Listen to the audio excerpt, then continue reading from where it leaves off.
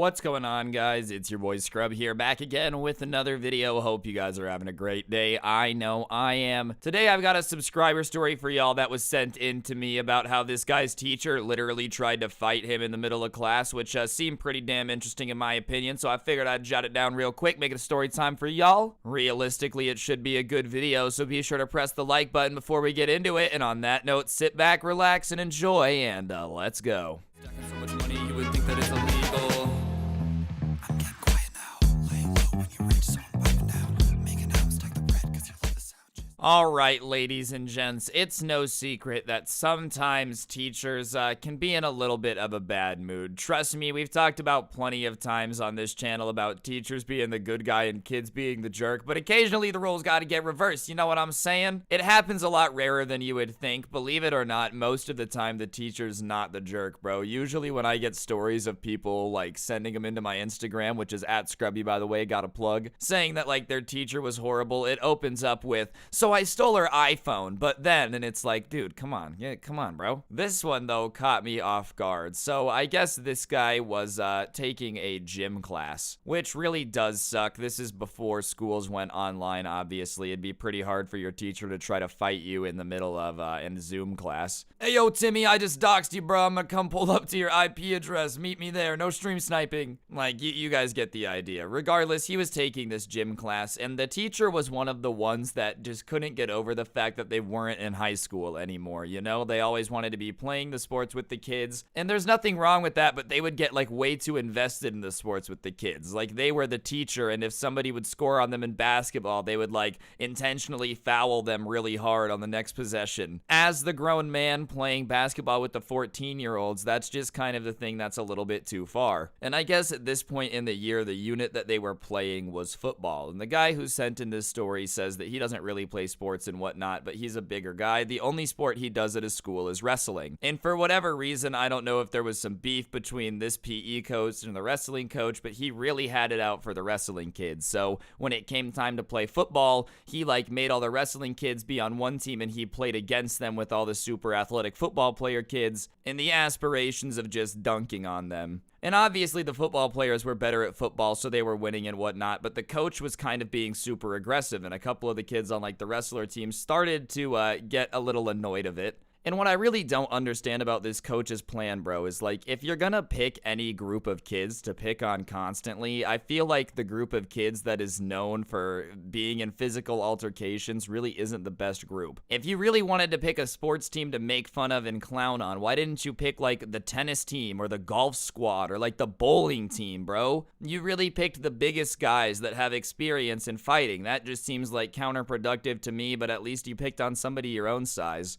And the coach was just kind of getting aggressive. And I guess at one point, the person who sent in the story, who's a bigger guy, went up to catch a pass. He was like playing a tight end kind of position. And when he came down with the ball, the teacher kind of like trucked him, but not totally, kind of just with his legs out from under him. He jumped up to get the ball and the teacher kind of like trucked his legs out. So he came down super hard and like slammed on his back and got the wind knocked out of him, right? And listen, accidents happen. I'm not going to deny that. But the teacher, instead of helping him up or apologizing, goes over and stands over him. Like, I don't know if any of you guys are football fans. There's a clip of this NFL player called Juju Smith-Schuster knocking out a Bengals player and then standing over him and like looking down at him. Basically, just imagine that a teacher has just knocked the wind out of a kid by like knocking him in a football and is now standing over him and he's like, "Oh yeah, you like that? This is my house." So the kid gets up after the wind is like back in his lungs a bit and he can breathe, and he picks up the football and he hurls it as hard as he can at the back of the teacher's head. And listen, I understand that that's too far, like whatever, some soccer mom's gonna send me a DM saying I'm a bad example. Susan, I don't care, bro. If you knock me on the ground as a teacher and then stand over me telling me this is your house and don't help me up, I'm throwing a ball at you. I'm sorry. I know, controversial opinion, but yeah, that's how it is. And the coach turns around and he's like, "Oh, you think you're a big man, huh? Did you not just see how I laid you out?" And the kid's response to this is one that honestly is pretty funny. He's like, "Bro, I'm 15 and you're 36. Of course you laid me out." Which is honestly true, man. Like I said, like flexing the fact that you were able to knock out a kid who wasn't prepared for you to even try to tackle him in the first place isn't impressive. Y'all aren't even playing tackle football. And the coach is like, what did you just say to me? And he says it again, and he's like, I have half the mind to knock you out right here. And I think the coach thought that, like, the kid at this point was just gonna back down and be like, no, sir, please. But this kid does the opposite. He gets up in the coach's face, and he's like, all right, let's go right now. You want to lose your job, bud? Let's go. Please, I'd love to knock you out. And the coach is like, wait, what? And then the kid who sent in the story shoves the teacher, not hard enough, but just to shove him back. And the teacher, like, pushes the kid a little bit harder and then looks back at the football players who were kind of, like, loyal to him as cronies, not in a weird henchman movie way, but you know how a teacher will have, like, kids in this class that are,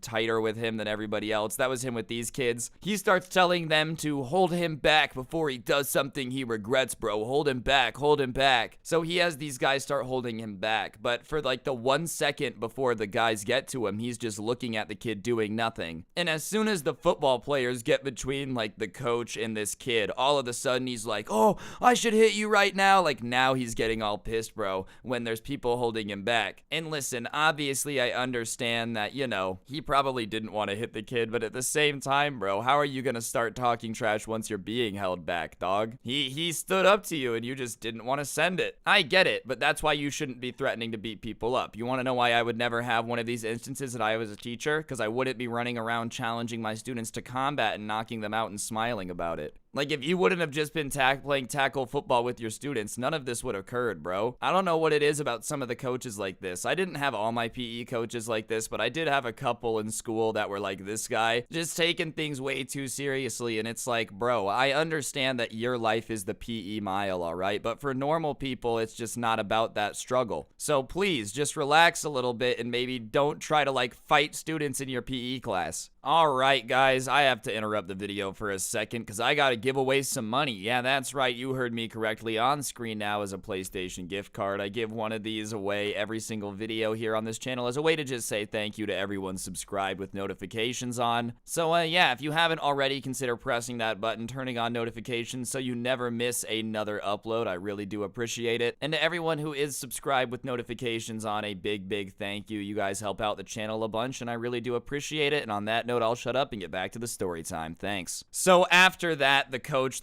goes back to the locker room. The kid goes in there, and the kid is just staring at the PE teacher the entire time. And this teacher won't make eye contact with him. He's just straight up refusing to look at him, but he's very aware that the kid is staring at him. He accidentally makes eye contact a few times. He keeps checking to see if the kid is staring at him, and he still is. And sure enough, later in the day, bro, he gets called down to the dean's office, and he goes down there.